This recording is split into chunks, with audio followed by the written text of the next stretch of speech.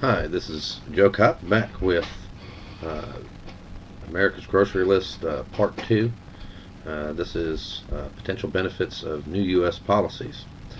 I listed seven areas of $1.5 trillion a year that cost Americans in the first segment. In this segment, I want to quickly go over what instituting some new policies might mean to America and the benefits that it could reap us. In my opinion, there's no way we could avoid uh, rebuilding the United States if we just instituted some or all of these policies. And I actually think they're really good policies, although everybody might uh, have a debate about the consequences of any of these. I'm not here to debate the consequences. I'm here to really reassess our whole budget and how it could mean an immediate impact for the United States and turn this economy around, create more jobs, create higher paying jobs, put people back to work, and unite uh, all of the people in the United States, liberal or conservative or anybody. I think we got to be American first. Go back to the things that we were uh, founded on: our ingenuity, our innovativeness, and our determination. Together we can make it all happen. But right now we seem to be doing more fighting. So I've toned everything down to be a little more serious.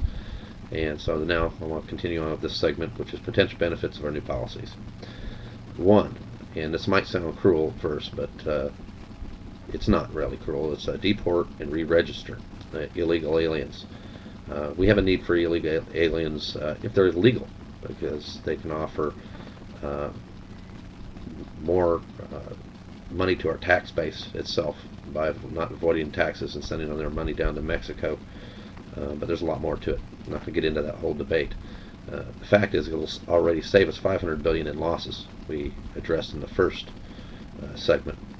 Uh, but by registering aliens, they pay taxes, and additionally, the ones that don't necessarily get back in because they're not contributing to our job market, our economy, or anything else, would, by all estimates, create a potential 5 million new job openings that are currently being held because corporations and businesses do try to hire a lower cost illegal to be more profitable. And they're more affordable, save money on their own taxes, so the companies aren't paying the taxes on them either. They'd also increase the pay. When we eliminated a lot of those illegal jobs, we increased the pay rate because there would be less a supply of uh, willing and able-bodied people to do the work, so the power goes back down into the hands of the prospective employee. So we'd see increases in pay rates for things like roofing, agriculture, and textile industries, things that predominantly are labored by illegal immigrants. And then we'd also see an increase of tax revenue of over $150 billion a year. And that's important to remember. Right now, most of those illegal aliens are not paying any taxes, and that is an estimated $150 billion a year in additional just federal taxes off payroll taxes that can be generated by the additional jobs created for non-illegal aliens, but as well as the registered aliens that actually register become a citizen of this country, which I have no problem with. Two, drill our own oil and resources, and I've talked a lot about this, but the bottom line is it keeps the money in our own economy and away from aggressive nations or terrorist nations or dictators. Uh, a bigger benefit that people just don't realize, since we only uh, produce or mine 16 point some odd percent of our own oil and resources, in that stands for 9 million current jobs in the energy industry related to those that work of drilling and mining, etc. If we drilled our own oils and resources here, it would create an estimated 10 million jobs, and better yet, at an average rate of $20.88 an hour for these jobs. These are high-end paying jobs, middle America paying jobs. And by the nature of that, not only creating 10 more million jobs, but increasing the rate of pay to a $20.88 per hour, another additional $150 billion in tax revenue just to the federal government alone, not to mention state governments, would be raised from those new jobs. funding our economy. So between the illegal immigration portion and the drilling our own oil, we would save $1 trillion a year by changing our policies, but we'd also generate another $300 billion a year in additional tax revenues. Three is partial legalization of some drugs and eliminate most jail and prison. And I know that's controversial too. And I'm not saying legalize cocaine or heroin or anything like that, but marijuana certainly, even is something that, whether you agree with it or disagree with it, it could really save a lot of money, because by legalizing it, we'd save $108 billion a year in the Department of Justice alone that is incarcerating nonviolent drug offenders for 3 times caught with over a half ounce of marijuana or whatever. And no different to me than alcohol, and alcohol's causing more damage than the marijuana.